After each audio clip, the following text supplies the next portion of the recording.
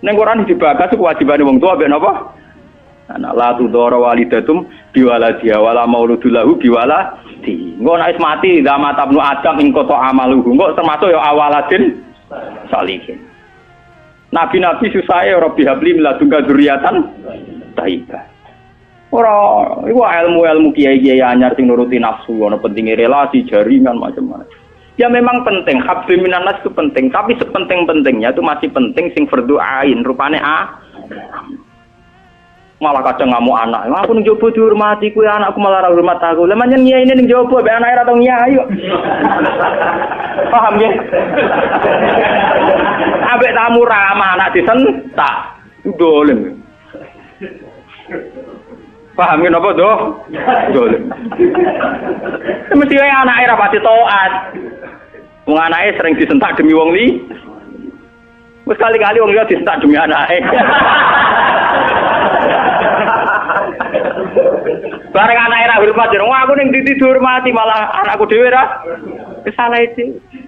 Kula kepengin niru tradisi wong saleh-saleh dhisik. Uwais Al-Qarni mendapat kehormatan gitu perkara ngrumat ibu. Kanjeng Nabi sering cerita, ana wali sing nak sowan wong ditolak iku dadi wali mau perkara ngrumat anake jare kanjeng. Mane ngendikane Kanjeng Nabi ana wong kerja ning pasar adol kayu kok mulai nggo nafkahi anake bojone iku hakon ala Allah untuk mencintai dia. Timun kula niati saking dalam kepengin ngaji masalah ulul amri ya. Iki rungono tenan. Terus kowe sampean waca ya artinya sudah saya bacaan itu. Iki tafsir Munir karangane Syekh Nawawi napa Banten masuk ulama Indonesia sing alim diakui teng Mekah teng Hijaz terutama nggih Syekh Nawawi Banten. Beliau itu guru Mbah Khalil Bangkalan. Mbah Khalil Bangkalan di murid golongane Mbah Hasyim Asy'ari Satrusin. Ya Mbah Hasyim terus dibutuh Gus Dur bareng. Malah di sana. Jadi termasuk ulama top tenggene Mekah riyen niku Syekh Nawawi Banten. Sing ngarang tafsir Munir. Ngaten kula terangaken. Hampir menjadi mainstream kalau kayak gubernur, kayak bupati, kayak lurah. Itu rata-rata legitimasinya secara syariat itu dianggap ulil apa? Amriyah. Dalam konteks NU mungkin itu PBNU, dalam konteks Muhammadiyah mungkin PP Muhammadiyah. Nah, urusannya ngaji ngene iki ulil amriyah aku ngongkon rugen luwih sederhana, luwih apa? Yang jelas melihat asbabun nuzul. Itu kental sekali bahwa sebetulnya masalah itu tidak keluar dari disiplin militer. Kalau balik malam. Melihat asbabun nuzul, awal mula ayat ini turun itu tentang disiplin apa? Militer. Karena dalam teori perang itu 1 detik, 2 detik pasukan internal itu konflik bisa kelibas semua. Sehingga dalam sistem perang atau sistem komando tidak ada ruang ijtihad, tidak ada ruang polemik, tidak ada ruang beda pendapat. Kalau dalam suasana normal, orang boleh beristihad bagaimana Indonesia yang terbaik, bagaimana umat Islam terbaik. Ada yang bermadzhab harus pribumisasi Islam misalnya. Ono sing berpendapat kudu jelas al-farqu bainal haqqi apa? Hak mana batil. Baleni malih. Ayat ini secara nuzul itu jelas-jelas tentang konteks perang. Kita tahu dalam teori militerisme, dalam teori militer, teori perang tidak ada ruang diskusi, tidak ada ruang dialek, juga tidak ada ruang ijtihad. Semua harus tunduk pada perintah komandan. Sehingga orang sekali Ammar bin Yasir, orang sekali Abu Bakar Siddiq. Ketika Nabi suatu saat memimpin, Khalid, kamu komandan. Itu sahabat yang kaliber kayak Abu Bakar sekalipun, itu tidak berani bantah. Meskipun atas nama kesalehan Khalid bin Walid itu tidak apa-apa dibanding sinten Abu Bakar. Tapi karena ini sistem perang, di mana keputusan harus final dan harus cepat, kalau tidak terbunuh, itu harus tunduk. Jadi tidak bisa ada ruang ijtihad lagi, karena ini sudah di medan apa? Perang, harus seragam. Ya sama, teori militer mulai zaman dulu sampai sekarang sama, harus seragam, satu komandan, satu instruksi. Nah, kalau demikian halnya, maka fantasi-fantasi kita, sering dengarnya kita, ulul amri itu lurah, bupati, gubernur. Itu salah besar kalau melihat asbabun nuzul ini. Dan itu yang pertama, kaul yang diyakini Syekh Nawawi sinten Banten. Makanya di sini beliau bilang, apa itu? awal-awalnya itu qala Sa'id bin Jubair nazara hadil ayat fi haqqi Abdullah bin Hadzafa As-Sahmi terus fana zalat hadil ayat fakhina idzin fal murad bihim umara'us saroya. Tapi lucunya pendapat ini tidak populer di Indonesia. Paham ya? Tidak apa? Padahal ning kene tabire sorry fal murad bihim umara'us saroya. Yang harus kita tundui tidak boleh ijtihad lagi adalah umara'us saroya, komandan perang. Karena harus satu instruksi, satu garis. Sekarang kita coba latihan ijtihad. Kalau kita latihan ijtihad dalam kondisi normal, tentu guru dengan murid saja bisa beda. Nggak boleh kita langsung tunduk sama guru dalam hal kondisi normal ini, dalam hal ijtihad. Orang tahu semua kalau Imam Malik itu gurunya Imam Syafi'i, tapi Imam Syafi'i punya mazhab sendiri yang tidak sepersis mazhabnya sinten? Malik. Orang tahu semua Hambali itu muridnya Syafi'i, tapi Imam Ahmad punya mazhab yang tidak sepersis mazhabnya Syafi'i. Bahkan dalam Islam jelas-jelas ada aturan manis tada fa'asoba falahu ajrun wa in akhta'a falahu ajrun wahid. Orang yang ijtihad kok benar dia punya 2 pahala, kalau salah hanya 1 pahala. Karena pasti kita dengan guru kita dengan orang tua kita dengan panutan kita pasti ada kias ma'al farik. Kita masih bisa pembeda. Padahal sahnya kias ma'al jamek. Mesti kita ini dengan guru kita ma'al farik. Misalnya Mustafa bin Irwaqo tak ngiyai kok Gus Bae mulang kitab sing ape ngaji sapa. Paham? Misalnya kowe niru di tamu kok badhe nyati pandhe gelang. Kowe ramah ra payu di tamu, meneh sampe kuwereng. Malah ora payu lho. Paham ya? Padahal itu guru kita. Paham ya? Banyak. Kenapa kita harus beda dengan guru? Bukan karena melawan, konteksnya beda. Misalnya istiqomahnya kiai tentu mulang santri. Kita tidak punya santri, duwene tonggo. Paham ya? Iku wae tonggo sing kita kalah sejarahnya. Tahu diutang, tahu buroe. Bareng ngono kita modho dadi kiai mantan buroe wong ra salat. Bingung to lek ndak wae. Paham ya? Bagaimana mungkin kondisi sosial kita yang begini, apa ngiyai PD kalau kiai-kiai sing sana turune napa? Iya. Paham. Akhirnya kita tetap diam-diam punya format sendiri. Nah, makanya bagaimana mungkin ulul amri itu ditafsiri kalau harus seragam di luar konteks militer tentu salah besar. Malah Imam Nawawi itu memiliki dawuh bahwa ayat ini sebetulnya turun dalam konteks napa? Militer. Gini ku umara'us saroya. Tapi tragisnya pendapat ini tidak populer di Indonesia. Mulai tiap lurah, bupati sampai SBY, tiap kiai yang mimpin ormas itu mengklaim kalau beliau itu adalah apa? Ulil amri. Dan kita harus taat, harus tunduk. Paham ya? Itu kalau menurut pendapat di sini ya, niku awal yang dipilih ya. Artinya Imam Nawawi menceritakan 3 pendapat, tapi yang diprioritaskan di pertama. Biasanya tradisinya ulama, kalau yang dihikayakan pertama itu yang diyakini, paham ya? Dia misalnya punya 3 hikayah pendapat, ya kok yang diletakkan di pertama berarti yang paling apa? Diyakini. Itu biasanya tradisinya ulama kultural.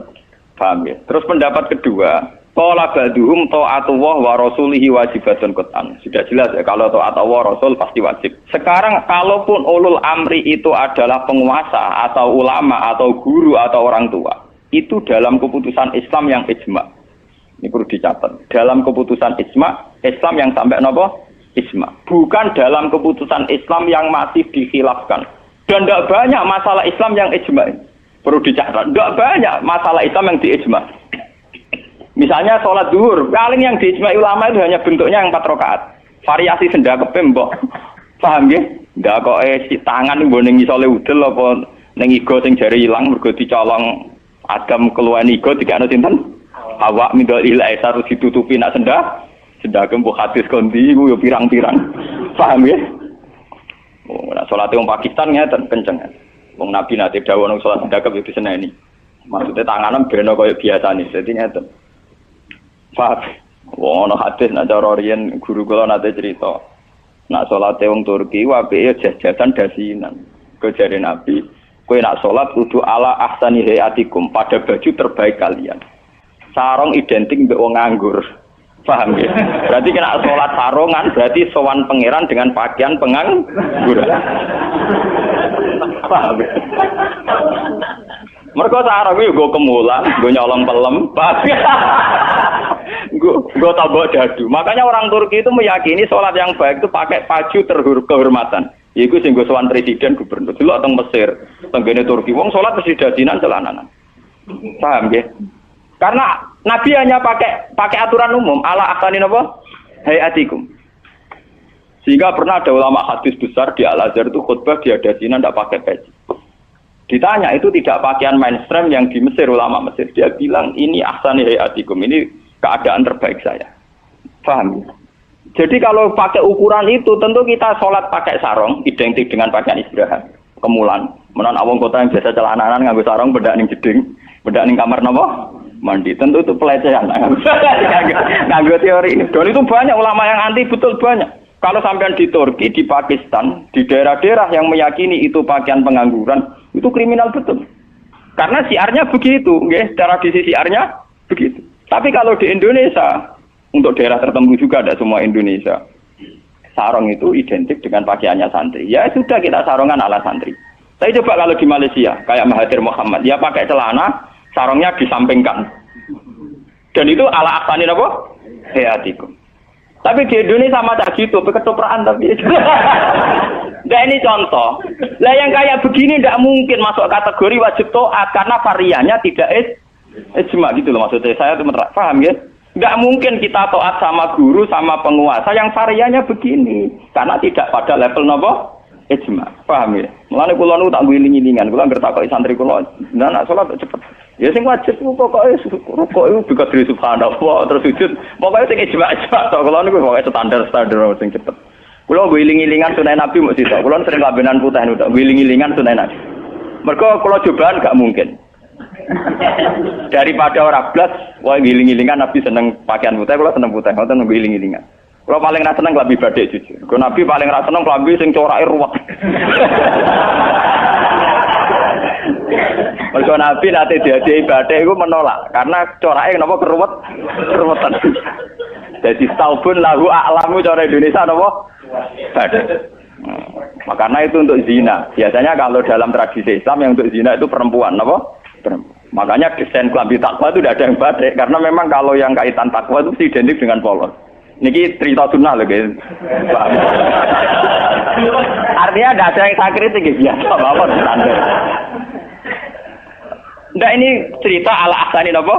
Hati. Ala ahsani hati. Tapi yang menjadi masalah, kalau nanti diskusi kiai. Tapi masalahnya ini loh, kelambine wong Indonesia paling dahulu kehormatan itu batik. Makanya banyak kiai-kiai yang sholat Jumatan malah milih nganggo batik. Alasannya Jumatan disunatkan pakai putih, kalau tidak baju terbaik. Nah kadang batik itu menempati kasta terbaik. Tapi sebetulnya itu keruwetan. Masalahnya itu ada variannya itu, varian coraknya itu yang lahu ahlam, yang variannya apa? Dikeruwetan, apa? Keruwetan. Ya tapi ra apa-apa, digo ya ra apa-apa. Penting ra udah. Lah yang kayak begini itu tidak mungkin menemukan format ijma sehingga tidak mungkin kita wajib toh. Ini catat ya. Tidak mungkin kita wajib nopo. Sehingga tidak perlu santri Indonesia yang mondok Mekah terus mulai jubahan dia nggak perlu. Sing mondok India terus nganggo turbus gitu boten perlu. Sing di kiai kemal-kemul jubuhan, orang ganteng pesel jubuhan. Wah, sini wong. Nah gurumu ning Mekah jubahan pantes ganteng gagah. Aku wirang puasa keriting jubahan. Mesti pikirane wong pertama ngenyek orang ngarah darani sunah Nabi. Kanya benda piye mesti wong ora sida nafsirno sunah tapi nafsirno sing ora. Paham ya? Terus menyangkut varian-varian yang terus begitu. Lah termasuk yang diijmai ulama yang paling sensitif tentu masalah nikah.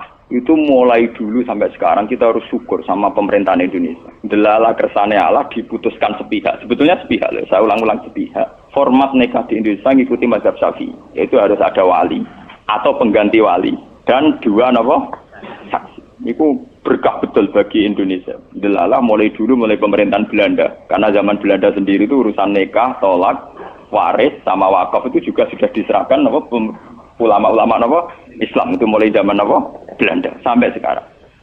Karena nikah itu yang ila darajatil ijma itu hanya berapa? Jika ada varian-varian mazhab kayak Dawud Az-Zahiri, di Syiah sendiri ada mut'ah. Terus di Indonesia sendiri saatnya ngomong sing wis ra kuat ngebet terus akhirnya nganggo khilah-khilah napa? Mut'ah. Dasar ngajine Dawud Az-Zahiri wis khilah-khilah dhewe. Termasuk riyen nate ana kiai terkenal gegere ra karuan perkara mut'ah ambek janda populer. Itu memang repot. Tapi apapun repotnya itu tidak boleh divonis zina. Apapun repotnya. Sampai jangan pernah menvonis itu napa?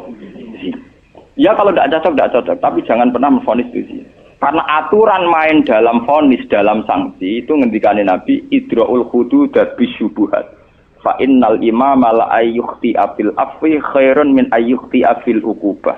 Coba cari jalan terbaik yang paling bisa ditahmilkan, bisa dimumungkan. Karena seorang imam salah dalam mengampuni itu masih baik daripada salah dalam membuat hukuman. Salahnya pura itu jadi bener. Wes salah tangkap itu ngeri, paham ya? Nak salahnya pura orang arah masalah. Kalau balen. Jadi kalau masalah-masalah sing ila darajatil ijma, tentu ulama wajib diikuti. Dan menyangkut sholat yang ila darajatil ijma itu bisa dihitung. Paling itu tadi bentuk subuh 2 rakaat itu ijma. Kunute wis ora ijma. Kunute pun mboten apa? Ijma. Bismillah mboten ijma. Sampeyan sholat nang masjid Mekah ning haram ora ngarang ana maca napa? Bismillah. Jare wong Syafi'i ta ora maca bismillah. Ketua KPIH itu pinter oleh ngerayu jamaah. Iku maca London. Kok karo mati speaker ana London. Mereka ngomong Syafi'i sing fanatik kita kok tenan, sah napa boten Gus? Wong Fatihah kok boten maca napa? Bismillah. Itu ketua KPIH iku maca tapi apa? Kok karo mati speaker rasa ono ayo kru. Lah jamaah ya goblok nggih pun nak ngoten. Dari dulu kalau bismillah itu memang masalah. Nggih, mulai riyen memang napa? Masalah. Yang kalau kayak gitu itu tidak ila darajatil ijma. Lain wonten cerita ulama Wahabi ketemu ulama Sunni. Samane Sunni nang Indonesia iku NU lah. Kita koi. Bismillah iku ayatun min kulli suratin utawa ora. Dari ulama NU ya ayatun min kulli suratin. Ya mesti kiyak tau NU. Ditakoki wong Wahabi. Kena nulis kul wa ahad iku mulai angka 1 ayat 1 ku apa? Ya kul wa ahad iya nak mulai ayat ditulis mulai bismillah. Ora ana tulisan Quran bismillah ditulis ayat sitok. Mesti kul wa ahad 1, Allahu somad 2. Wong dhewe ora termak, engko barani ayat iku piye? Wong dhewe nulis iku mulai napa? Mulai kul wa napa? Ah. Tapi ulama Wahabi kalah sitok ning Fatihah. Khusus Fatihah itu sebetulnya dalam ini ulama Wahabi itu pasti salah. Khusus Fatihah itu memang mulai dulunya dulu zaman ulama ahli hadis. Khusus Fatihah itu bismillah ayatun minha. Ya, ayatun minal Fatihah. Makanya Qur'annya Wahabi sekalipun itu untuk Fatihah bismillah itu sudah punya angka apa? 1. Khusus Fatihah loh ya. Akhirnya tahu neliti, menyerah tahu paham. Mulai tuilik ngapal Al-Qur'an nganti laris semakne ora paham. Oh, ora bakat seneng ilmu. Khusus bismillah di Fatihah itu sudah ditulis angka 1. Karena dulunya dulu khusus Fatihah memang bismillah itu ayatun minha. Paham ya? Tapi di selain Fatihah jelas enggak sampean lihat. Di semua Quran seluruh dunia. Mesti bismillahirrahmanirrahim tanpa ada tulisan ayat. Baru kul a'udzu birabbil falaq ada 1. Paham ya? Itu menunjukkan bahwa tidak ayatun min kulli surah. Makanya sampean kalau punya Quran Arab Saudi ya, kalau sudah baca ya, ganti surat ya paling mandek sebentar, ya langsung sabbi isma rabbikal a'la nanti ganti surat ya walaili idza yasa nanti ganti ya wadduha atau apa pokoknya dia tidak berhenti tidak baca apa? Bismillah. Tapi apike pemerintahane Wahabi ora apike. Bae ngono lan nek nyetak Quran standar dunia tetep ana bismillah itu. Paham? Mbok dirapai piye pokoke walhasil niku dekne tetep nulis napa? Bismillah. Jadi cocok ra cocok pokoke sementing ditulis lumayan. Paham nggih? Mulane kiai-kiai kena iso do-do di jamaah. Sepundi kok mboten maca Fatihah imame. Ya maca tapi kira krungu. Nggih pun nang. Wah payah. Paham? Tapi itu baik. Yang kayak begini itu tidak darajatil ijma dan kita boleh balelo, nggih boleh napa? Bali. Ya sama seperti konteks tarawih. Kulo bolak-balik matur, wong Muhammadiyah roh kabeh nak tarawih nang Masjid Haram 20. Taslimatun min kulli rakaat. Tetep balelo 8. Pahami balelo napa? 8. Wong NU ya roh kabeh nek nang Mekah Madinah ora ono kunut. Tetepe balelo napa? Kunut. Paham? Paham ya? Di Muhammadiyah balelo ning tarawih, NU balelo ning itu sah secara ilmiah karena tidak darajatil ijma. Ya sah itu secara ilmiah apa? Sah. Apa contoh diterusno urusan poligami, tapi ekstrem. Poligami nggih ngoten. Wong roh kabeh, nak sahabat-sahabat itu garwane ana sing 16, ana sing 10. Tapi wong Syafi'i meyakini maksimal apa? Wong yo roh kabeh, nak Sidina Ali misalnya dibojo nganti 16. Raja-raja Mataram malah 32 apa 6 ngono. Padahal iku Khalifatullah pranoto napa? Ya wong ya artinya kita ini itu tidak ila darujatil isma. Kamu menfonis zina pasti salah. Jangan mentang-mentang kamu Syafi'i orang Islam yang menikahi di atas 4 kamu vonis zina pasti salah. Vonis kamu pasti salah, kriminal vonis kamu. Jangan mentang-mentang Syafi'i kamu menvonis zina siapa yang nikah fauqal arba. Enggak bisa. Karena itu memang keputusan maksimal 4 itu tidak. Sing ijma paling sak ndure siji mesti masalah geger iku ijma iku. Iku mergo nglakoni dhewe-dhewe. Paham, nah iku peristiwa kenyataan, nah iku ora urusan ijma ulama. Mulane anggere ana kiai sing ahli sosial kados kula takok, iku hukume poligami piye? Poligami ora piye. Lah kok derawan iku ya mari repot. Nah iku mesti mari repot. Halal sing mari napa? Repot. Jadi masalah-masalah yang tidak irada rojatil isma itu tidak usah punya vonis hukum. Jangan katakan orang yang nikah fauqal arba hukumnya itu juga menyangkut Jumatan. Jangan katakan kalau sebelum 40 orang terus tidak wajib Jumatan, tetap wajib. Khas mensyaratkan 40 itu khas mazhab nopo? Syafi'i. Tidak bisa. Misalnya di desa-desa terbelakang banyak yang jumlahnya belum 40 dan mereka tetap harus Jumatan. Dalam kitab-kitab Syafi'i sarannya juga gitu. Jika dunal arba'in sebaiknya tetap Jumatan. Meskipun nanti sebaiknya AA2 duron. Meskipun nanti sebaiknya ya ada apa? Karena bahaya kalau nanti ada Jumatan disyaratkan nunggu orang 40. Enggak ada dalam tradisi wong latihan berjuang langsung di umat kira 40. Iku apa-apaanan. Latihan berjuang di umat 40 iku sakene. Nabi dadi nabi selawase ana sing di umat loro telu. Nutrimo wong sapi di umat minimal piro? 40. Ora ngarah. Paham ya? Nek kula baleni malih. Kalau pendapat ulama itu ila darajatid isma baru wajib ditunduki. Padahal masalah yang ijma itu bisa dihitung dengan jari. Misalnya sholat 5 itu paling bentuk rakaatnya yang ijma. Bentuk Fatihahnya ya misalnya Hanafi tidak harus Fatihah. Pokoknya mata ya saro minal Qur'an. Macam-macam gitu. Nggih, mata ya taron apa? Minal. Kalau Syafi'i bentuknya harus Fatihah. Enggak harus surat. Itu yang tidak ijma'nya. Begitu juga menyangkut i'tidal baca apa, rukuk baca apa, sujud baca apa juga tidak pernah ijma'. Sementing ada tumakninah bi qadri subha. Nah, ya ukurannya bacaannya baca pakai begitu. Kalau diteruskan juga masalah qiraah, ada Ibnu Katsir, ada Imam Asim, ada Imam Amir, Ibnu Amir dan sebagainya. Sehingga qiraahnya Quran ya macam-macam. Cuma kita ngikuti qiraah atau Asim min riwayatin apa? Hafiz yang kita yakini dianggap qiraah apa? Masyhur. Paham itu? Kalau terusaken niki. Jadi niku sing menyangkut isma. Lah niki sing radi ekstrem Imam Nawawi ngendikan wa amma ta'atul umara wa salatin fal aksar annaha takunu muharramatan. Niki ekstremen. Kalau taat pada penguasa atau raja itu kebanyakan konteksnya, kebanyakan kasusnya itu malah haram. Li annahum la ya'muruna illa bil paling banter kebijakannya berbau napa?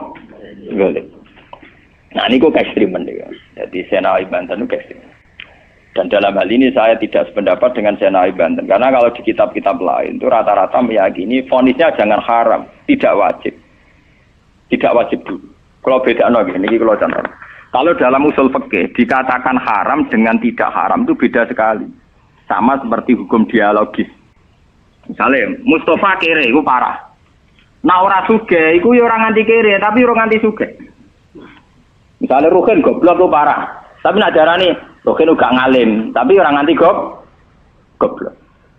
Nah di sini Imam Nawawi menfonisnya ekstremen. Taatul umara itu haram. Niku ekstremen. Sebetulnya dirumuskan dulu tidak wajib, nggih. Urutannya apa?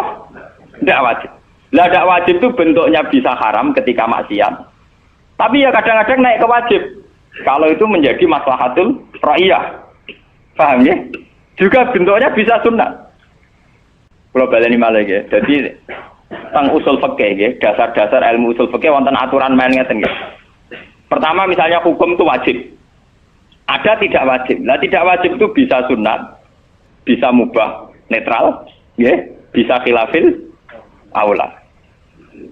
Jadi jangan divonis haram dulu. Ya, jangan divonis haram.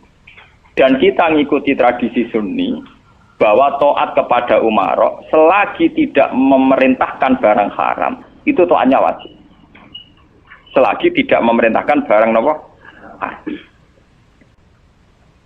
Nggih, jadi misalnya SBY punya kebijakan masyarakat harus bayar pajak misalnya, yang pada kadar yang wajar, itu ya wajib. Tapi kalau memerintahkan haram, maka menjadi apa? Haram.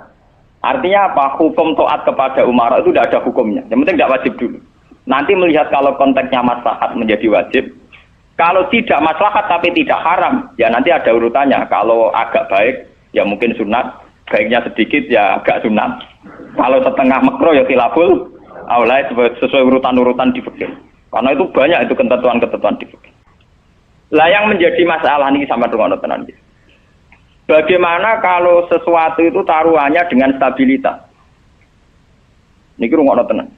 Entah itu stabilitas politik, entah stabilitas ekonomi. Kayak kasus Abang Senturi itu kaitannya jenenge apa? Stabilitas. Niku paling ngeri dalam semua tradisi kekhulafaan dulu. Misalnya Yazid itu jelas-jelas gentuk. Yazid bin Muawiyah jelas-jelas gentuk. Dia adalah aktor di balik pembunuhan Said Husain di Karbala. Tapi kalau dilawan akan terus berdarah-darah umat Islam. Karena de facto Yazid lah yang dianggap presiden saat itu. Karena dia putra Muawiyah yang memenangkan pertarungan politik dengan Ali bin Abi Thalib. Jika kalau dilawan akan terus berdarah-darah umat Islam. Tapi keputusannya Said Hasan mengakui pemerintahnya Muawiyah, juga pemerintahnya Yazid. Apa mengakui kebatilan? Ya enggak. Hasan hanya ingin bilang bahwa stabilitas umat berdarah-darah harus dihindari. Perang berkepanjangan juga harus dihindari. Hingga ketika era Said Hasan disebut Amil Istima. Itu paling susah. Dan itu mulai dulu sampai sekarang masalah. Begitu juga stabilitas ekonomi. Semua ulama itu ijma kalau riba itu haram. Lah riba itu apa? Mengambil kadar lebih dari uang pokok. Tapi semua sistem keuangan dunia meskipun itu di negara Islam yang jenenge bank rumus dasar itu suku bunga. Lah makanya kayak sama tak ceritani. Hukumnya bank mulai NU lahir 26 sampai NU wis tuwek saiki 2000 pinten? Tiap muktamar mesti ana sing takok. Yo tetep dijawab khilaf. Senengane muni telu ka mulai dhisik yo telu. Suwe tambah papat. Biasane mainstream pertama riba mesti haram. Wis suwe nek riba mesti apa? Haram. Lah nek takok, "Lah bank itu termasuk riba apa ndak?" Urung mesti haram. Pokoke munine riba itu haram. Kula critani nggih. Karena kiai-kiai yang meyakini riba haram itu betul. Kalau riba haram itu betul. Tapi kalau yang meyakini bank itu riba itu tidak mesti benar. Bank loh. Karena begini, dulu ekstrim-ekstrimnya kiai tenggene Indonesia termasuk Kiai Rehan Kudus. Termasuk guru-guru saya ekstrim. Ini kemauan sempat fatwa khusus bank negara itu boleh. Masih bilang gitu. Lihat di keputusan-keputusan ROG itu. Yang masih punya ruang boleh bank apa? Bank negara. Alasannya dalam sistem moneter modern tidak bisa menghindari yang namanya bank. Meskipun rumus bank tentu suku bunga atau melibatkan bunga. Tapi yang boleh itu kadarnya kayak apa? Tentu ad-daruratu muqaddaratun biqadriha. Ada aturan sesuatu yang nggak bisa dihindari. Misalnya kasus deflasi atau mengalami pengurangan nilai tukar. Misalnya begini.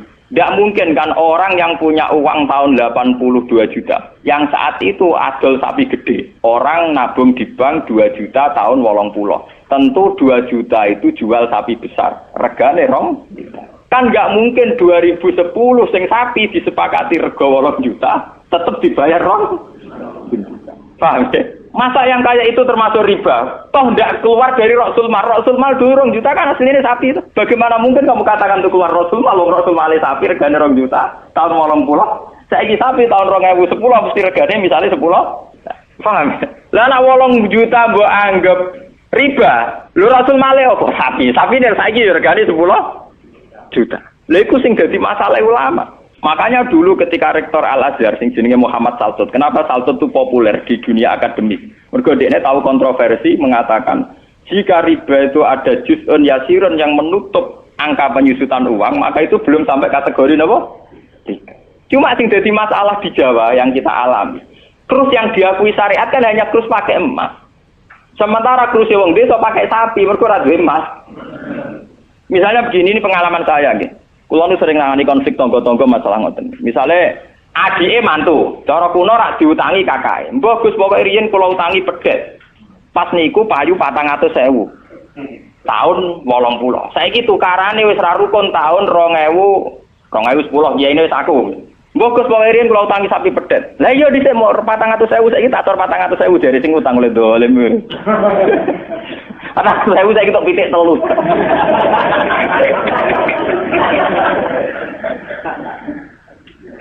Aku lho dadi kiai iki gampang kula jawab ngeten mawon.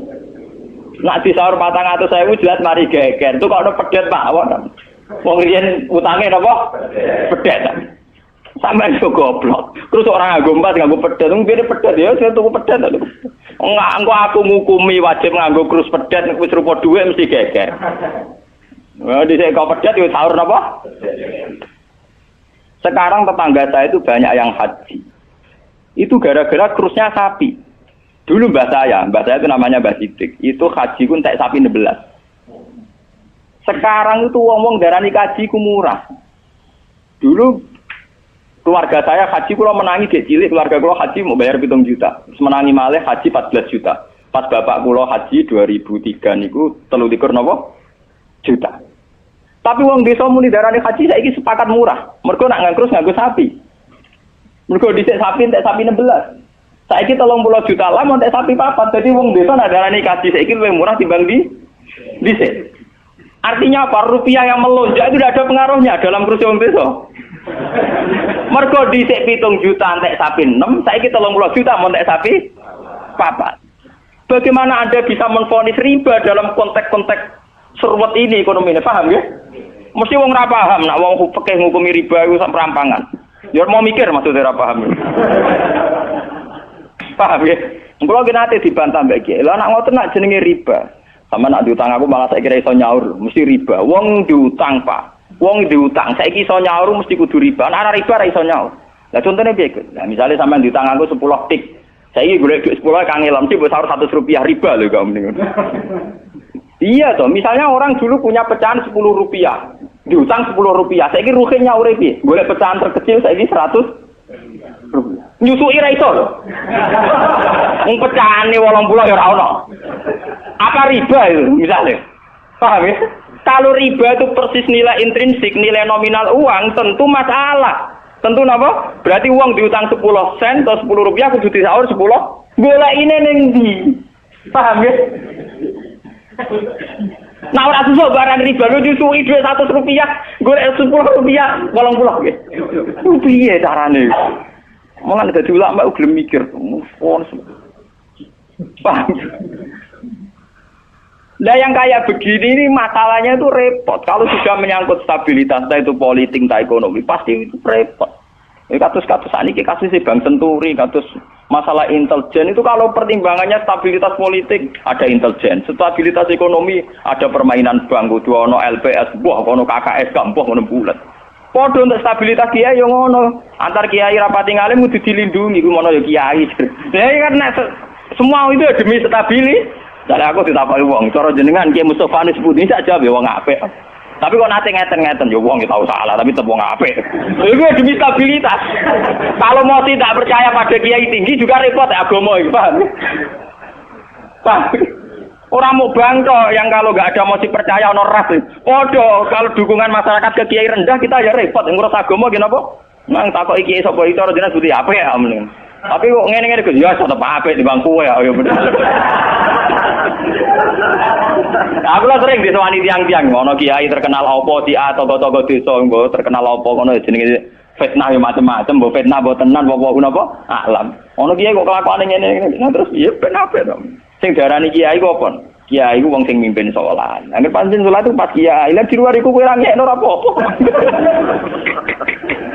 Sesuai kiai ini kadang-kadang soal aku. Walah Gus kula difitnah ngeten. Ku yo goblok. Kiai kok di luar urusan salat. Nek penting ku anggere salat ke rukuk makmum rukuk kabeh. Pas ke sujud kabeh ku jenenge kowe pas kiai. Paham nggih? Di luar iku 50-50. Wong aku sing ngalime perasaanku ngono kok kowe kok repot. Aku ra wis kiai ngalim, perasaanku dadi kiai pendak mulang ngene. Ora mulang wis rapati napa? Iya. Lho hak kon takok itu goto. Kulo nganti sakniki biasa teng pasar lungguh teng parkiran iki lungguh teng isor iki biasa. Ya tiang-tiang lunggune sepeda motor dhuwur kadang ya wonten sing ngamuk. Wis ana Gus Bak, aku bilang, aku nyayu pedak mulang. Kenapa ngene iki ora pas sing apa? Cuma tetep wong saleh, nek tak omong ya. Aku tetep wong saleh. Lalu kula ulama paling ra tau tersinggung. Mboten ate kula tersinggung. Sale rukun tak kontan urut mboten tersinggung. Dia biasa mah. Ya ora nurut itu artinya jadi akal. Jadi pertimbangan. Ya apik jadi akal lah kudune seneng mbek santri jadi duwe akal. Kadang kita ini berlebihan, ngongkon wong liya juga taat di luar konteks urusan agama. Kadang kita nyuruh orang itu kan hadzun nafsi. Misalnya aku jadi kiai di rumah mewah, tentu kepengen ono pot sing indah, ono bunga sing indah. Ngongkon santri wajib nurut. Itu kan aku nafsu. Saat aku kepengen di bunga yang indah, di taman indah aku kan nafsu. Kenapa instruksinya pakai lembaga kekiainan? Paham ya? Oh, itu kan kriminal, apa? Paham ya? Kecuali misalnya Ruhin ngaji ngantuk, anggap kriminal bener dalam konteks agama kok itu kriminal. Paham ya? Tapi nak Ruhin tak konoto tamanku dia ngantuk itu sah, karena saya sendiri ketika kepengen taman itu ana hadzun nafsi. Itu harus dibedakan. Lane kanca tanggaku sing kiai lah ya kowe kiai sakjane bedak salat ae. Iki kowe pas kiai. Tapi kayak naruh kok jek anut kok gitu sih. Apik. Tangga-tangga iki wong salat itu kabeh prai gara-gara kecewa apa? Ya tak omongi masyarakat ya tak omong. Nak ben prai yo prai wae. Dari awal salat itu ku sunat. Ora usah maksa salat itu tebe gremeng dari awal salat itu apa? Kena arep percaya tak baturi ra salat itu. Ngaku nganti saya biasa ra salat itu.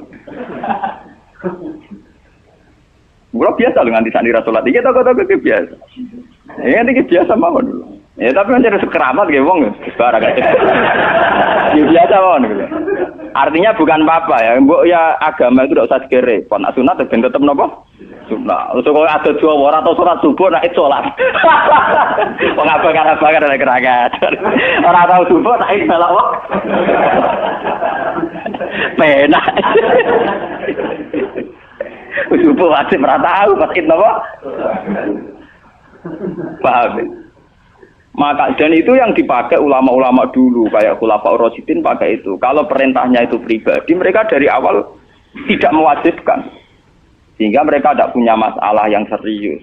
Kalau baru atas nama agama benar-benar wajib toh. Sekarang itu kan rancu.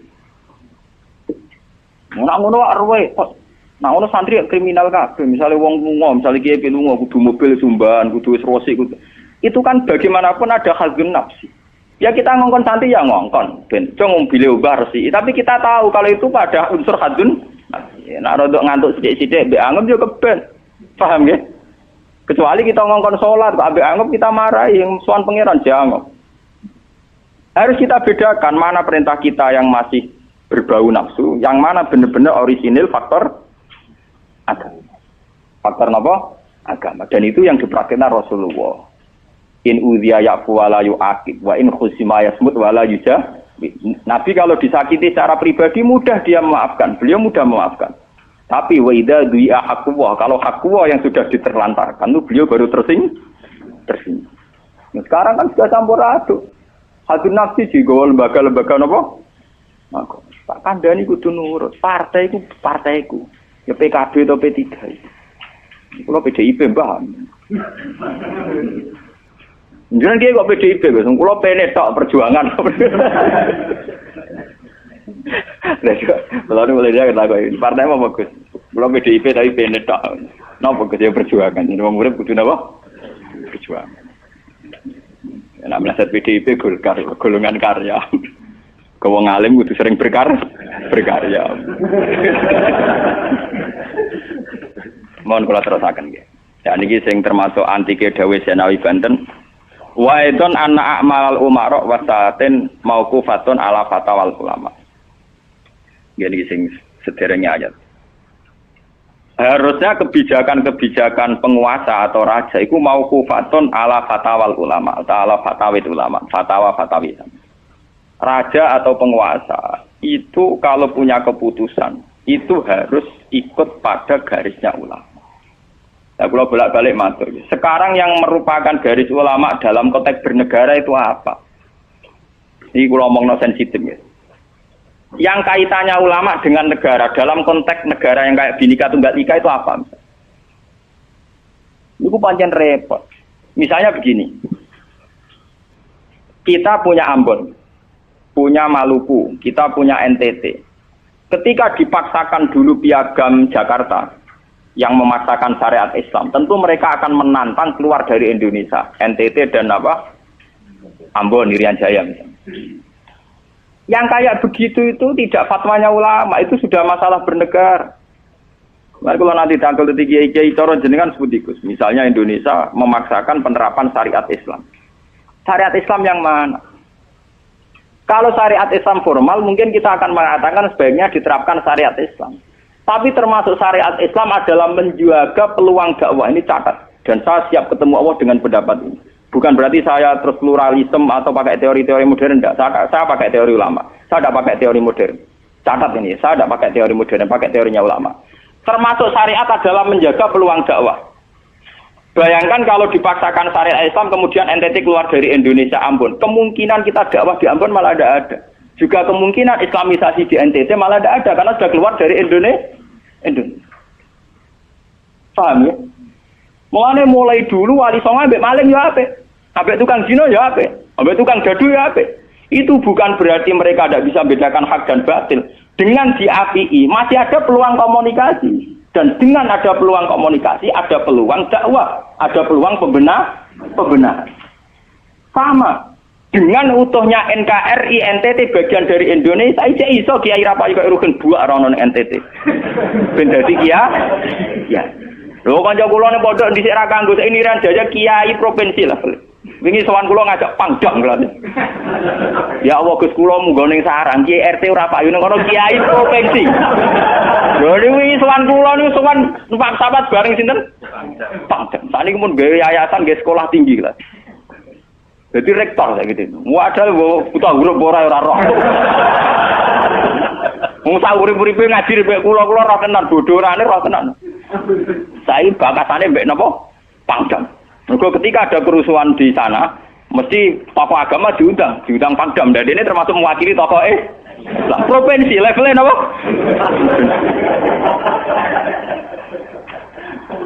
Artinya logika sehat kita, kalau kita memaksakan syariat Islam formal malah NTT lepas, itu kan berarti tidak ada kesempatan dakwah. Toh dengan tidak lepas, toh kita bukan berarti tidak ingin dakwah, kan tetap ingin apa? Dakwah. Mane bojo ngecewakno lae aja pegat. Nek ra mbok pegat ana kesempatan dandani, nek kena wong ra iso.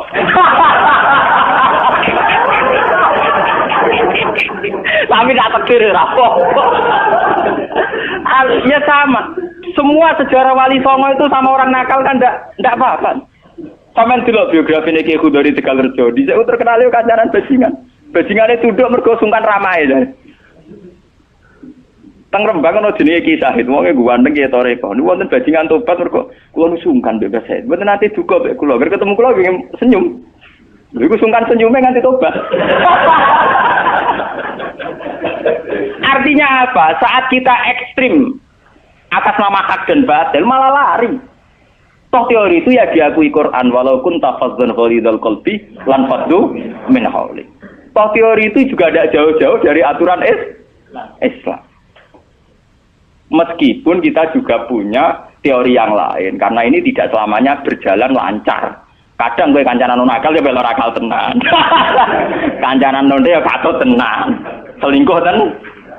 Sebab itu ya ben sing FPI ya keben ekstrem ya keben. Nyatanya pribumisasi kadang ya katut tenan. Wong Gus kancanan nakal kadang tinakali ora anut Gus, kadang Guse katut sing nakal. Malah jadi rocker. Dari sisi pertama dakwah dibeli Gus sing melok nyanyi. Ora kok sing grup band melok wiridan malah. Artinya kan metode apapun kan enggak semuanya jalan lancar, tapi kita atas nama manhaj, metode, kita seluas mungkin punya wacana nggih, terus kita punya banyak pilih. Ini disebut ikhtilaful a'immah tetap nomor rahmah. Makanya yang kamu maksud dengan syariat Islam itu apa? Kalau sering bilang, Yaitu misalnya ditetapkan undang-undang gini. Setiap syariat Islam kenapa kita ngemis ke negara? Nunggu diundangkan. Kapan kita mandiri sebagai ulama kalau setiap syariat Islam nunggu diundang? Sebelum diundangkan negara, kita sama ulama selalu dakwah ilallah. Misalnya sebelum ada badan narkoba, urip-uripe kiai mesti anti narkoba. Sebelum ada undang-undang misalnya tentang kawin, perkawinan, urip-uripe kiai nak kawin mesti goleki wali. Nah ana tanggane kawin digoleki syahid, goleki napa? Wali. Kenapa setiap syariat Islam kita ngemis ke negara? Dulu ketika bubaran Ahmadiyah juga kita ngemis ke negara. Tanpa itu pun kita sebagai ulama tetap anti napa? Ahmadiyah. Lah nek saiki misale tokoh Ahmadiyah kalau yang menarik di bangku kowe, lah saiki kowe lomonti mbek kiai kono. Kowe kali-kali nyalahno awake dhewe barang. Ngono kalah lomo ngono ae. Bagaimana mungkin kita dakwah nek kiai sunine medhit, kiai non sunni loh. Ketika wong lari ning aliran dari aliran apa ses? Engko kan nang dihisab pangeran iku mlayu perkara kowe medhit ora perkara apa-apa, ora lara. Paham ya? Ini masalah. Makanya kalau baleni malih ya.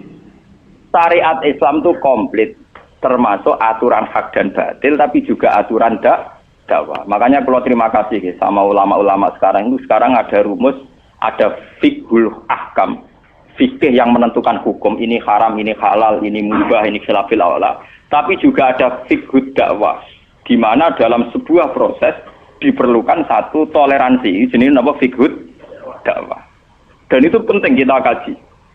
Karena dalam sejarah Makkiyah juga begitu, dalam sejarah apa Makkiyah. Ketika periode Mekah, zina itu tidak pernah halal. Kamu catat, zina itu tidak pernah halal. Maling juga tidak pernah halal. Tapi ada periode 13 tahun di mana Nabi tidak sering ngomong haramnya zina, juga tidak ada hukuman bagi pezina. Artinya apa? Tidak mendesak untuk membicarakan urusan zina, urusan maling. Karena yang mendesak saat itu urusan tauhid. Misalnya kamu dakwah di NTT. Tentu yang penting umat diajak ke logika bahwa tauhid itu lebih benar ketimbang trinitas. Ya hanya begitu saja. Kamu tidak mungkin langsung masuk ke urusan zina, maling, gento dan sebagainya. At-tadrid fi sunnah, proses dalam sunnah. Itu juga penting. Ini tahapan-tahapan dalam proses dakwah. Lah fatwa ulama termasuk fatwa yang begini-begini ini. Makanya dalam semua sejarah wali ini catat, mesti ana ulama formal, ana ulama sing ora formal. Dhisik ana ulama sing pro syariat kayak Sunan Kudus. Woi, selawase ra cocok bisa nang Kalijogo. Kok Kalijogo pokoke wong Islam wis bener, mulane penggemar wong Yogya-Yogya nih. Termasuk ora usah salat dari salate Mbak Kali. Atine wis salat. Wala kan boyo lali salat 3 Klaten Jogja mbok kono. Sunan Kudus kafir cara dene. Selawase ra cocok. Ya tapi bagaimanapun, bagaimana mendakwahi orang Islam kawasan Jogja, Klaten, Solo, golongane Tingkir, kalau tidak model Kalijogo. Nyatane ya tetep saiki Islam pirang-pirang, sing salat ya wis akeh. Paham ya? Itu dulu masalah betul. Sunan Kudus kiai fikih. Bahkan ulo untuk cerita nggih dari lisan ke lisan dari para kiai. Sunan Kalijogo selawase tukaran terus mbek Sunan Ainul Yakin. Ke sisi tok ape gawe dakwah nganggo macan tengul. Napa jenenge? Wayang napa? Tengul. Wayang tengul lak bentuke fisik wong, koyo patung. Haram. Kuman swara sorotan udziba kok kon ngekek nyawa barang jero iki kuno kan ngono. Akhirnya tukaran. Kalijogo sadar iku metode efektif. Walhasil akhirnya disuwarno kiai sepuh zaman iku Sunan Kudus, Sunan Ampel terus ditenoni ya saiki sedengan wayang kulit. Mergo wong gepeng ora urip. Ya tetep ana wayang tapi kulit. Artine iku ya gepeng ku artine kan gak urip. Ana ora urip iku kan ora perlu kon ngekeki nyo, iku setengah-tengah.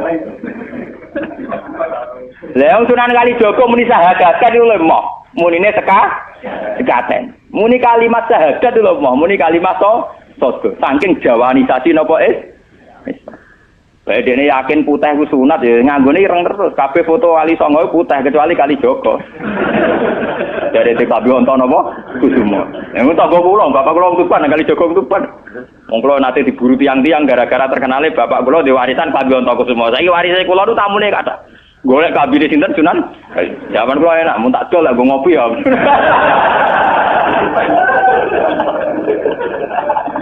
Mau Gus. Barang apik tiba didol kok ngopi. Sing duwe aku terserah kula kan.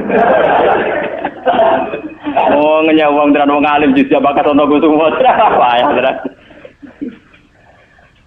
Mulai dulu Abu Yazid Al-Bustami juga begitu. Mesti ada ulama yang di kampung-kampung. Sama tak ceritani ya, biar ulama syariat tidak terlalu ekstrim. Zaman Sayyidina Umar jadi khalifah. Khalifah resmi yang ditunjuk para sahabat. Dan saat itu belum banyak konflik. Ya, belum banyak apa. Itu Sayyidina Umar mendapat amanah dari Rasulullah sallallahu alaihi wasallam. Umar, saya punya umat. Dia adalah orang terbaik di zamannya.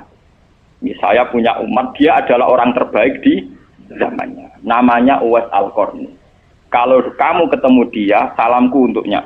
Dan kamu harus minta doa supaya husnul khotimah. Terus dari Umar, pakai Fabi. Pulau ngertosis pundi. Dia udah penyakit baros. Fa'adhabahuwah ilamu diadirham. Walhasil nenggone katifil aisar ada bekas penyakit baros tinggal sak napa? Sak koin nggih, cara sakniki napa? Sak koin. Ini kula cerita. Dia punya ibu sendiri hidup di kampung Angon Wedhus. Walhasil Umar tiap ana tamu ya diblodori. Paham ya, hampir sing raine mirip-mirip ngono. Nah ora kutil kan maksudnya iku. Ora mau diadir. Mboten iki kula cerita nggih, ben sampean ngerti. Walhasil akhirnya suatu saat itu rombongan Uwais Al-Qarni dari Qurun Al-Qarni. Niku sowan Sayyidina Umar. Ketika ketemu sesuai sifat itu, Sayyidina Umar nangis gitu. Uwais Al-Qarni mboten purun. Walhasil akhirnya yang memerintahkan ini Rasulullah. Uwais Al-Qarni purun nangis mesti itu. Lalu sing antik apa? Sayyidina Umar tanya, "Ya Uwais, saya ingin waktu supaya kamu mau ketemu saya." "Ndak ya Umar, ini harus pertemuan terakhir. Ini harus pertemuan apa? Terakhir." Walhasil semenjak itu tidak ketemu lagi sama Umar. Artinya apa? Dan itu saya yakin, sama ndak usah anut kula, keduren anut makom kula. Dan resiko sama mesti rawani. Artinya begini. Ketika orang dengan izzatil Islam, ini catat betul. Misalnya wong jadi kiai gede, kados kiai kula misalnya Kiai Memun, kados Hasyim Muzadi, kados Gus Dur, kayak kiai besar. Jangan-jangan nikmatnya jadi kiai besar oleh umat loh, oleh umat tidak oleh mereka ya, jangan salah paham. Oleh umat ditafsirkan wajar dong mereka senang jadi kiai, di mobil mewah, di duit akeh, pengaruhnya gede. Misalnya Habib Lutfi, orang-orang punya pengaruh, Ki Hamid Pasuruan umat. Artinya apa? Mereka, aku yakin mereka orang-orang soleh yang bisa nikmati keberhadiran Allah Subhanahu. Tapi umat tetap membaca mereka, bagaimanapun ada fasilitas. Umar sebagai khalifah punya pengaruh, punya uang, punya otoritas. Bagaimana dengan fakta bahwa Islam juga mengajarkan orang hanya nyaman hanya satu, dengan Allah, dengan kebenaran. Tapi dengan percontohan orang-orang kayak Uwais Al-Qarni, maka Islam utuh. Ada penjaga syariat kayak Sayyidina Umar, Habib Lutfi, Kiai Memun, Ki Hamid Pasuruan. Orang-orang jadi sentral, cara teori sosial jadi mercusu. Tapi ada orang-orang yang menunjukkan bahwa dia bisa bahagia aja dengan kebenaran. Paham ya? Akhirnya umat kan enak. Lho kados kula nu ngrasakno tenan. Kula nu nganti saiki rong tau jeneng imam masjid. Padahal imam itu sungkan. Kula nggih mboten nate pidato. Kula nggih iso sing pasar be anak kula dhewean mboten ngajak pengawal. Saya tunjukkan kepada umat bahwa ajaran Islam yang sebenar yang bisa membahagiakan adalah seneng pangeran titik. Dan kewajiban dasar dalam Islam wong kon rumah tanah. Soal pengaruh aku, saya ngomong ini jujur loh. Saya punya pengaruh kalau ngaji ya ngaji saya banyak. Tapi saya tahu betul yang kewajiban pada saya, yang hakiki hanyalah saya pada anak saya. Awaladin soleh. Kau nolak hadis bakas santri. Rabbi habli miladunka dzurriatan thayyibah. Ora ono tulaban. Ora ono ning Quran hadis bakas santri. Ketok tangan bono. Paham ya? Artinya apa? Kalau santri-santri punya cita-cita kayak kiainya, mati dungo, itu kan terbayang kiai yang mulia, kiai yang dapat suanan banyak, kiai yang dicucuki wong akeh. Itu bahaya sekali, kok nak mulai rada di ngono mutung. Perempal-perempul. Aku ngalim lah ora ana kiai, ora dadi kiai. Loh, untuk jadi kiai itu kan gampang. Orang nikmati sholat, nikmati ibadah, nikmati kebenaran, wis hakikate kiai, paham ya? Malah dene gento, nak nyaratno enak ngenteni mul.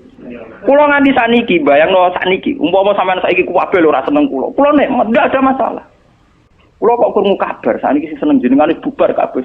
Sami sekolah zarah kula mboten susah. Hakon lho. Hakon wah-wah lho mboten susah. Karena saya harus melatih diri bahwa kebenaran Islam. Uwais Al-Qarni mau tukang angon wedhus ke rumah ibu. Agar esok dagangan di pasar nak badi di rumah ibu. Tapi dengan begini dia walinya setingkat Sayyidina Umar. Karena apa? Itu tadi menjadi percontohan bahwa untuk menjadi hamba yang baik tidak perlu semegah Umar, tidak harus semahal Umar. Sama tidak usah niru ya, masalah itu Isra Mulya loh, ya artinya ya sudah. Tidak ada usah niru, ini hanya pelajaran saja. Tapi nak kula banyak tak tiru tenan. Artinya tak tiru, biar saya hidup saya itu murah. Lu tanyakan istri saya. Kula sering kode bojo kula, "Dek, aku nak mati langsung pendem. Rasa ngenteni iki gede. Bakal kuburan jero terus pendem." Ya ora usah ngundang wong, ya ora usah disolati. Nek anakku ning omahe kon nyolati, nek ora ya wis. Ora usah repot. Lah nek sing tepat tepung kathah, ini jelas sudah urusan dengan saya. Yang penting aku kepengen anakku nyolati. Dengan demikian kita biasa jadi kiai yang muda. Aku mudah bahagia karena punya anak, seneng anak sudah. Coba kalau saya menargetkan bahagia ngenteni umat yang banyak, ngenteni loyale ra genti ning kiai liya, partene ora genti partai tokoh liya, lara ati, paham ya? Wes lara ati ra bener cara penge. Begitu juga era Abu Yazid Al-Bustami, dia juga punya teman wali sing tukang ngancani preman-preman. Nanti kula critakno jenengan. Jadi Abu Yazid Al-Bustami saking ainul yakin nang Gus warga takok pangeran Gusti, kalau saya di surga temannya siapa? Jadi ora takok mlebu ta ora, tapi kalau saya di surga itu temannya siapa? Kalau dia ini yakin kelasnya itu tidak ada yang bandingi. Jadi dia ini dua kelas sing ora ono sing banding. Sampai pangeran walhasil dijawab si A misalnya. Ya Ruken misalnya. Ruken iku atokan cekak gawe piring Jepang iso ora tau ketunan. Dia preman sithik-sithik nyeraine sik preman terus walhasil terus barang dipethuki pas ning warung wong minum-minuman. Ya dene mboten minum nggih ngombe banyu biasa, banyu putih. Kancane udah minum kabeh. Akhirnya Abu Yazid balik kanan. Jangan-jangan ngipi saya salah. Mosok kancaku ning swarga kok wong ngono iku. Pas sampai balik kanan diceluk. Ya Abu Yazid, ya betul, saya teman kamu di surga.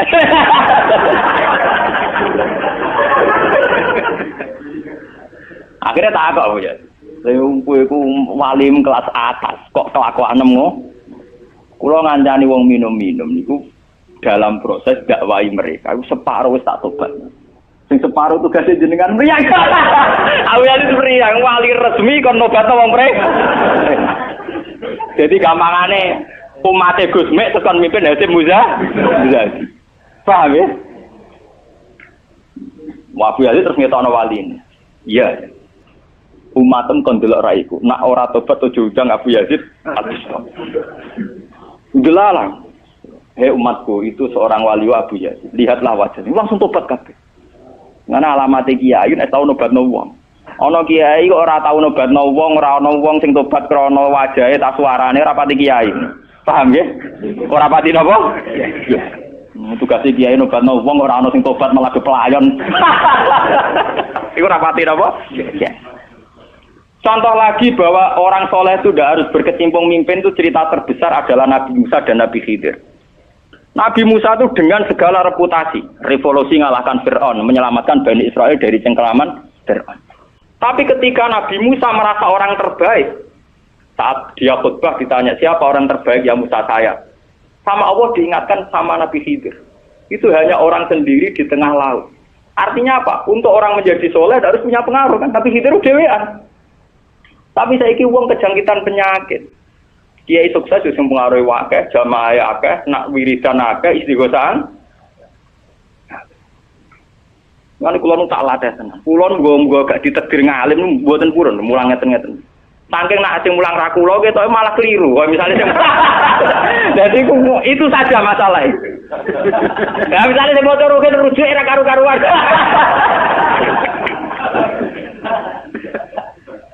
Tapi saya tetap menjaga energi ala Uwais Al-Qarni hingga detik ini saya jaga.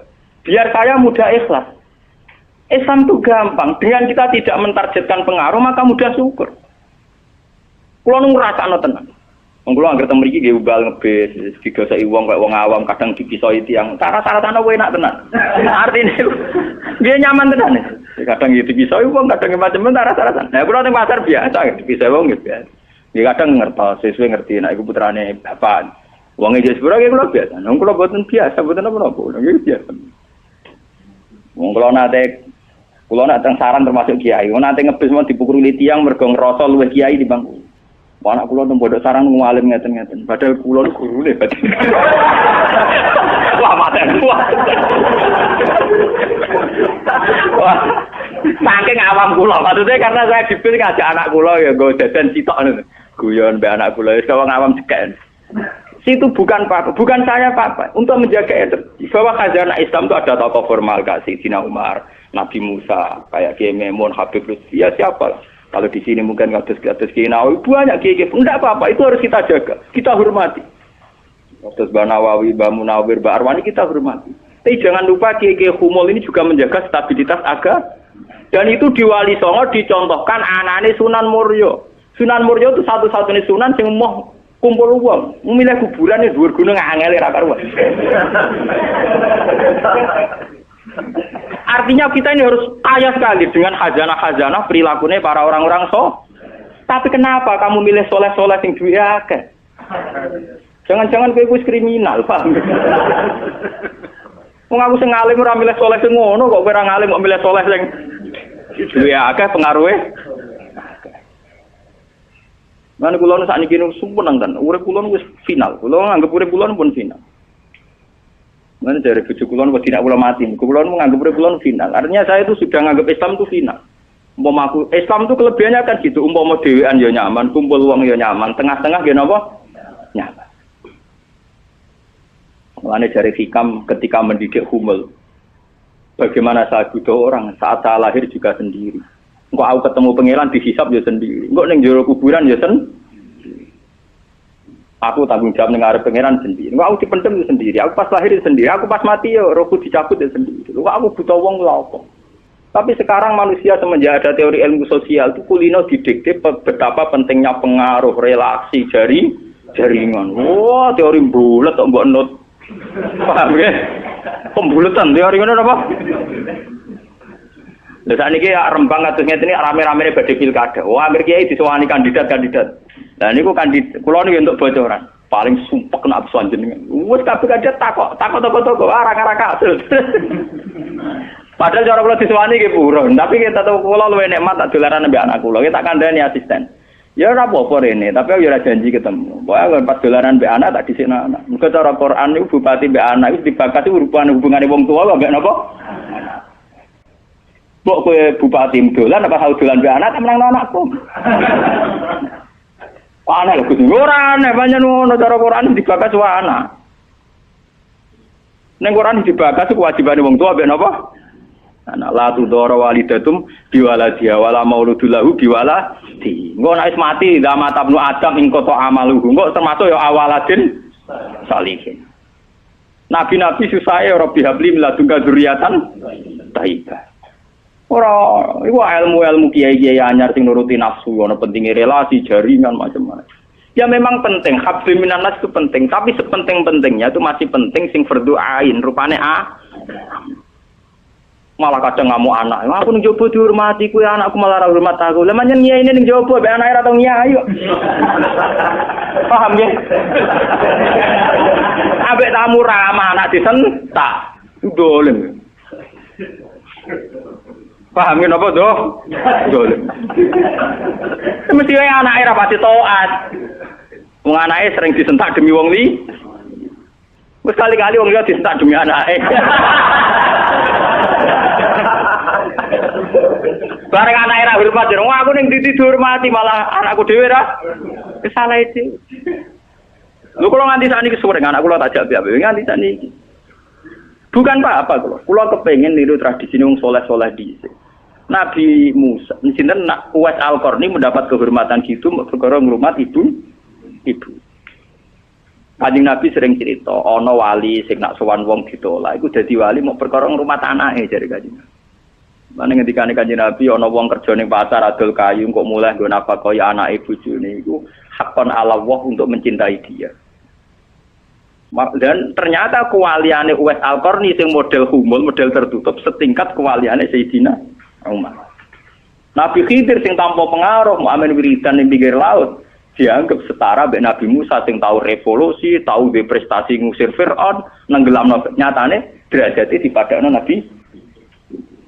Artinya begini loh, jangan-jangan kita mengidolakan ulama besar itu bukan karena keulamaannya, alimnya enggak, tapi karena kebesaran. Buktinya saat kita mulai orang jadi kiai mutung. Padahal untuk jadi kiai itu gampang, kowe nek ijek salat subuh, ora selingkuh, ora domino, ora togel iku ya kiai. Sing darani kiai sapa? Sing darani wali, ala inna auliya Allahi la khaufun alaihim wa lahum yahzanun. Ya mu alladzina amanu wa kanu yattaqun. Ora ana tarife wali kiai, alladzina lahum tulab sing duwe santri, alladzina lahum thalabah sing duwe murid ora.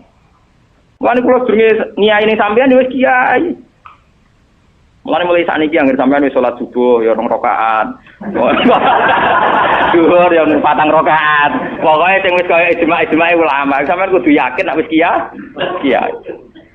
Anggap ae kaya Uwais Al-Qarni mbek Nabi utawa kancane sinten Abu Yazid Al-Bustami. Ini penting kula aturaken karena tren sekarang mengukur kiai sukses dia itu dipengaruh.